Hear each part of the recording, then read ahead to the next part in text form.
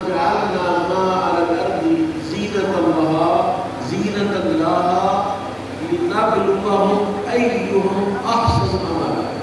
یہ پہلی ہے. اللہ کہتا ہے کہ یہ جو کائنات عرضی پر اس زمین کے اوپر جو کچھ بھی ہے، درخت ہے، پہاڑ ہے، چرند پرند ہے، انسان ہے، اِنَّا جَعَلْنَا مَا عَلَى الْأَرْضِ زِينَةً لَهَا. اس کائنات کے اوپر، اس زمین کے اوپر جو کچھ بھی ہے، اس کو میں نے زمین کی زینت بنایا ہے. آپ بھی زینت ہے زمین کی، میں بھی زینت ہوں زمین کی، اور کائنات کی ہر وہ چیز جو میرے رب نے اس کائنات میں پیدا کی ہے، اس کے ساتھ اللہ نے اس زمین کو مزین کیا ہے، رونق بنایا ہے. سبحان اللہ. اور اس کی رونق کا آپ اندازہ کیجیے، اور اس کی زینت کا اندازہ کیجیے. ایسی رونق زمین ہے جس زمین پر بسنے والا ہر ذی شعور اس کی زینت سے مستفید ہونا چاہتا ہے، مستفیض ہونا چاہتا ہے. لیکن میرے اللہ نے عجیب بات کر دی. اللہ کہتا ہے کہ یہ جو زمین کے اوپر میں نے زینت بنائی ہے، تم اس میں مصروف ہو. اب اس مجلس میں چھت کے نیچے خواتین و حضرات بیٹھے ہیں، ہر ایک کی ایک مصروفیت ہے. وہ جلدی فارغ ہو کے جانا چاہتا ہے. کوئی انسانوں کے لیے مصروف ہے، کوئی جانوروں کے لیے مصروف ہے، کوئی کاروبار کے لیے مصروف ہے. کسی نہ کسی مصروفیت میں اس کا وقت ہے. اللہ کہتا ہے اِنَّا لَجَاعِلُونَ مَا عَلَيْهَ صَعِيدًا جُرُزًا. اب تو یہ پہاڑ ہے تو آپ حیران کرنا جائیں، دیکھیں جائیں. اب تو یہ درخت ہے، یہ بلڈنگیں ہیں، یہ سارا کچھ ہے، اب تو آپ مصروفیت میں ہیں. اللہ کہتا ہے ایک وقت آئے گا کہ یہ ساری چیزیں میں چٹیل نظام کر دوں گا، پھر کیا کروں؟ ابھی تو آپ نے گھر جانا ہے، کوئی تعمیر میں لگا ہوا ہے، کوئی توڑ پھوڑ میں لگا ہوا ہے، کوئی کنسٹرکشن میں لگا ہوا ہے، کوئی کاروبار میں لگا ہوا ہے. ابھی تو ایک منٹ کا ٹائم نہیں ہے کسی کے پاس. مسجد کے لیے ٹائم نہیں ہے، نماز کے لیے ٹائم نہیں ہے، مجلس ذکر کے لیے ٹائم نہیں ہے، قرآن کی آیات پڑھنے کے لیے ٹائم نہیں ہے، قرآن سمجھنے کے لیے ٹائم نہیں ہے. وہ جو سب کچھ زینت بنایا تھا اس میں مصروف ہو.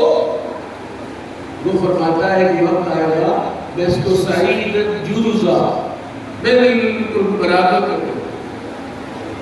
کچھ بھی نہیں رہے گا، پھر کیا کرو گے؟ آپ سوچئے ذرا کہ اگر اسی وقت میرا اللہ اپنے حکم کو نافذ کر دے کہ ہر چیز مٹا دے، بندے اسی طرح رہے، میں اور آپ اسی طرح زمین میں موجود رہیں، نہ ہمارا کوئی مکان رہے، نہ کوئی درخت رہے، نہ کوئی پہاڑ رہے، نہ کوئی چرند رہے، نہ کوئی پرند رہے، نہ کوئی جانور رہے، آپ رہیں اور میں رہوں، تو پھر ہم کیا کریں گے؟ یہ میرا خیال ہے سمجھانے کے لیے وہ کووڈ کا وہ جو دور ہے نا، جب لاک ڈاؤن ہوا تھا، لوگ پریشان تھے، کریں گے حکومت باہر نکلنے نہیں دیتی، ایس او پی نافذ کر دی ہے، سوشل ڈسٹنس نافذ کر دیا ہے، اور آپ جو ہے وہ بند کر دیے گھروں میں. کریں گے آپ دکانیں بند، بازار بند، کاروبار بند. یہ اس کی چھوٹی سی مثال ہے. اللہ فرماتا ہے میرے بندو، یہ جو میں نے کائنات کو زینت بنایا ہے، لِنَبْلُوَهُمْ أَيُّهُمْ أَحْسَنُ عَمَلًا. یہ میں نے اس لیے بنایا تھا کہ تمہیں آزماؤں، تم میں سے کون اچھے عمل کرتا. سبحان اللہ.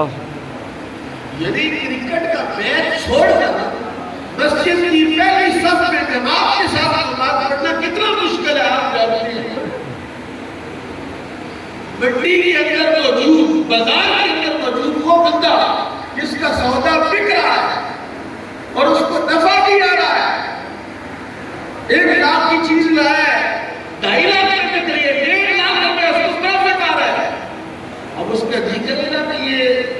رونق چھوڑ کے جا کے پہلی صف میں امام صاحب کے پیچھے کھڑا ہو کے اور امام صاحب کی سورہ واقعہ شروع کر دیں.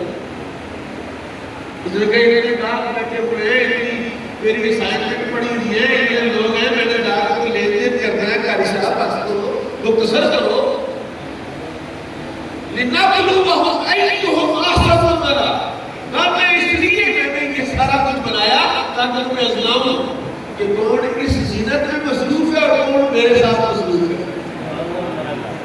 ابھی حضرات اللہ کے ساتھ مصروف تھے. ابھی کس میں مصروف تھے؟ کس کے ساتھ؟ اللہ.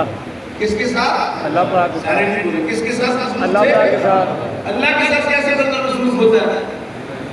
ذکر الہی. صفات اللہ ومن احسن من اللہ صفا. اللہ کا رنگ اللہ سے اچھا رنگ کس کا ہے؟ کون چھڑا کیا اللہ کا؟ ابھی جب یہاں یا حیو یا قیوم یا حیو یا قیوم یا حیو یا یہ اللہ کا رنگ ہے. یہ اللہ کے ساتھ مصروف تھے لوگ. جو نماز میں کھڑا ہے وہ اللہ کا رنگ ہے. جو قرآن کریم کھول کے نسخہ کھول کے پڑھ رہا